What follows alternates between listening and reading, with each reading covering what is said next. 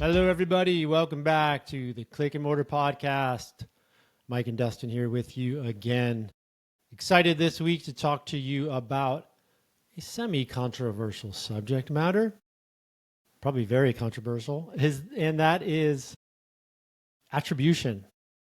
How are you attributing success to your digital marketing efforts? There is a vast amount of knowledge, resources, information, and opinions in this world that we're in of B2B marketing and marketing online in general.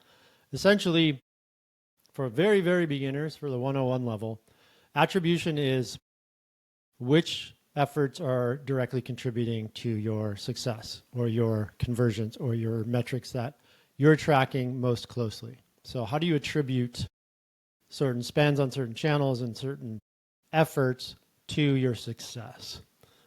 Sounds easy, not easy. Dustin's going to outline a little bit of the detail as far as digital attribution when it comes to advertising, some of the intricacies, and then we're going to get into our points of view on this as well. So Dustin, I'm going to kick it to you to outline the geography, if you will, for attribution with all digital marketing, but obviously specifically we do B2B marketing. The mic is yours, my friend.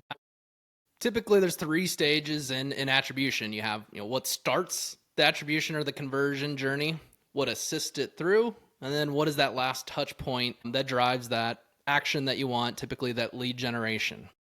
The issue that we see is most people, most brands really just only look at last click across all their media mixes. And we know that this probably isn't the best way to look at the data. And an example would be, just to solidify this, is let's say someone saw a LinkedIn ad.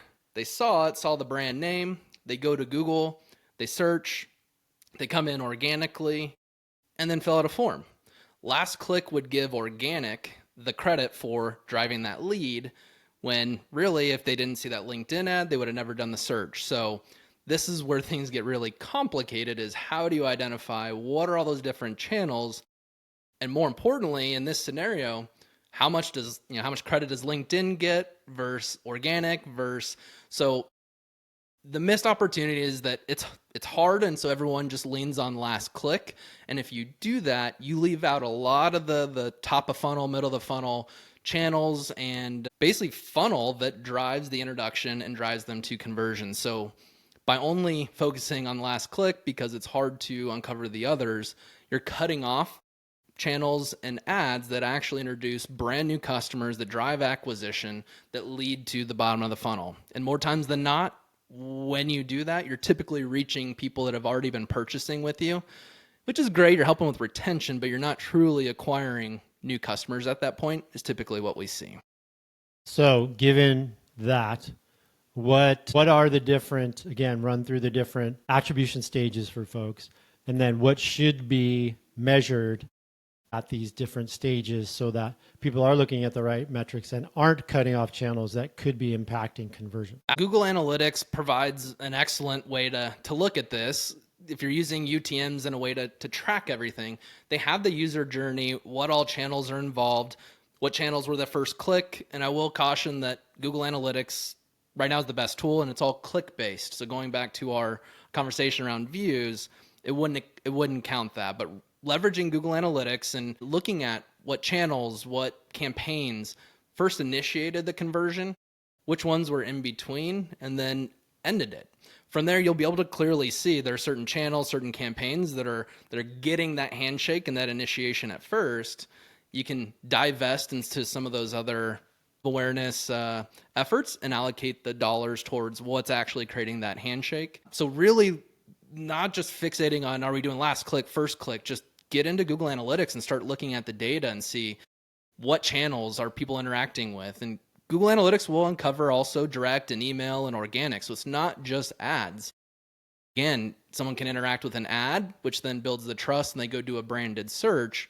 Being able to understand that interaction and that journey will allow you to run better ads, do SEO a little bit differently, or what keywords you're focusing on, or getting them all to interact together. But really leveraging Google Analytics and just looking at the data will allow you to start making some decisions or assumptions that allow you to start testing.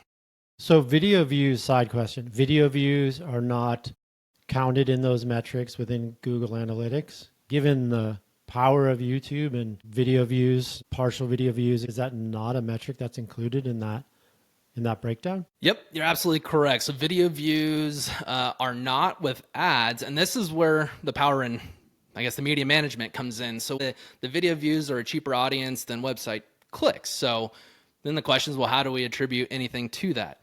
So what we'll do is we'll run views, and then we retarget them very specifically with specific UTMs that are traffic driving.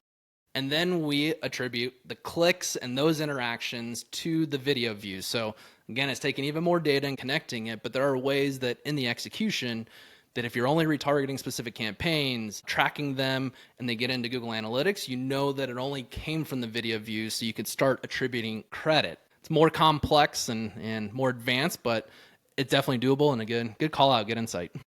So looking at the user journey through Google Analytics in the different phases or states of their channel, of what channel that they're in, and looking at, I believe you're saying looking at click data at those different phases and stages, not just for ads, but across the board. Yep, 1000%. So what I'm trying to get to is, what should marketers be looking for? Things sticking out like sore thumbs when they're looking at this data. What are the indicators that, hey, I'm either doing great or I'm doing shitty? Pardon my French. At the end of the day, we're very performance driven. And so it's going to come down to cost per lead, cost per conversion, or ROI. It's one thing to have all that data and go, okay, Google Performance Max prospecting, we had this much that started that conversion. Well, how much did we spend, and what is that cost per initiated conversion? From that path, what is the revenue that's been driven? What have we invested? And what's the return on ad spend? So simply put, what it'll come down to is cost per conversion and or return on ad spend if you have it. And to do that, you need to see what starts it, what assists it, and what ends it. Get the total number of conversions and divide that into the total spend, and you'll start seeing this was $100 to start the conversion. This was $3. Let's do more of this. And if you know that, it might be Meta or LinkedIn, now you can start getting deeper on that one channel, that creative, and then take that from, $2 down to $1. But really looking at the cost per conversion or return metrics are where we look to identify weakness or strength. So you're just getting into some of that actionable tips for marketers, B2B marketers in our case. What else are some actionable tips other than what you just outlined? Is there more granularity to what you're getting into here? And or is that the summary, top line summary of that's how you want to approach this? You could take it a step further and start, taking custom conversions. And rather than, in these ad platforms, everything is last click, what generated that form fill.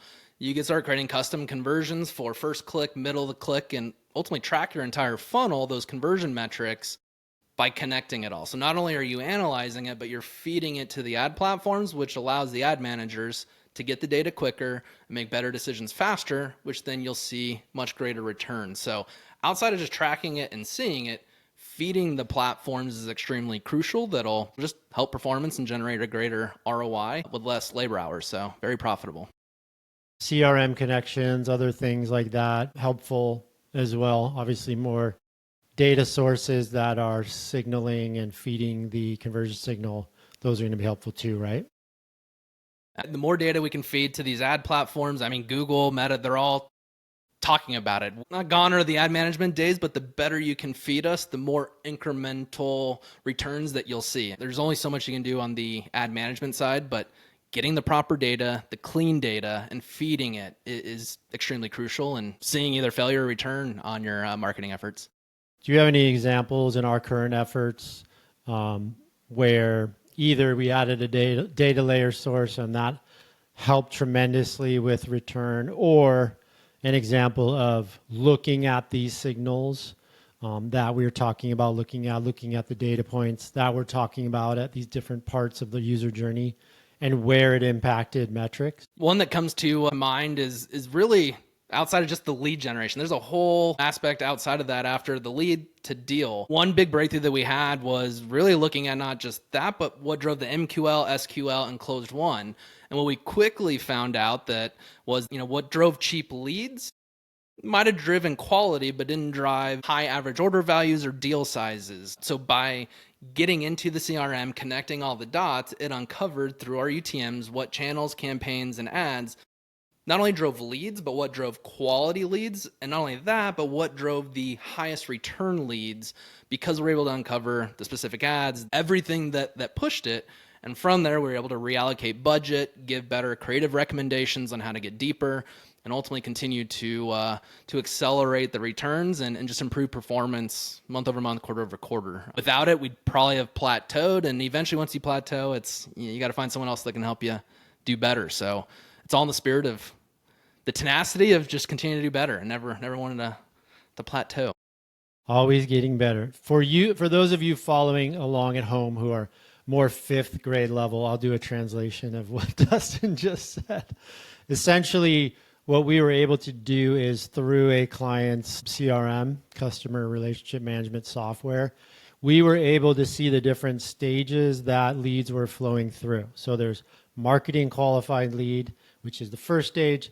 There's sales qualified lead, which is the second stage. And then there's closed, and the value of that.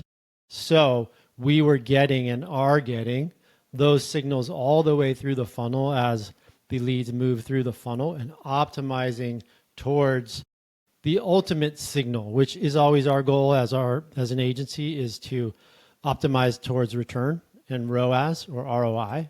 So if we can get the signals all the way through and identify the campaigns and the stages of the funnel and or the stages in the user journey that are best contributing to that ROI, we're going to be able to optimize against that.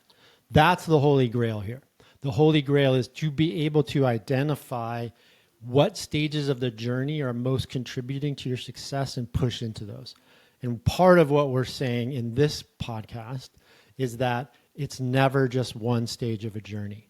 If you're just leaning into one stage of the journey, you're probably going to chop off a leg. So please don't do that. And we're trying to give you an outline of some of the methodologies and or systems that we employ so that you don't chop off a leg. Dustin, I'll give you the last word. Any more tips and tricks or things to leave the folks with before we bid adieu to this episode? No tips and tricks other than just the good old classic, do it and try it. This is a good way to improve conversion rate and drive more revenue without more ad spend, which I have yet to come across a potential client that doesn't want that, of how can I get more returns with no spend. If you're looking for that, just do these things, see what data comes out, and test. One last thing, it's funny, you said, one word you said, I always got confused over attribution, and as soon as I said what contributed, like all of a sudden it clicks. So I don't know, someone tried to get fancy and go, what was the contribution, and turned it into attribution, and that word I think confuses everyone. But yeah, figure out what's contributing to your returns. Attribution equals contribution. We like that. Speaking of contribution, we would love to contribute to your efforts on a discovery call. If that is interesting to you, on our site, you can simply just click book a discovery call. That gets you time with Dustin and I. And we like to get in all of these types of things. If you want to talk attribution, great. If you want to talk reporting, great. If you want to talk about how you can improve your reporting and or optimize your ad efforts, great. We typically do discovery calls, and then on the back of that, we'll do a strategy session if what we're talking about makes sense. If you are so inclined, click the book a discovery call and we'll jump on a call. You can always follow us and subscribe and follow along with the Click and Mortar podcast as well. So until next time, we appreciate the time and we'll talk to you soon.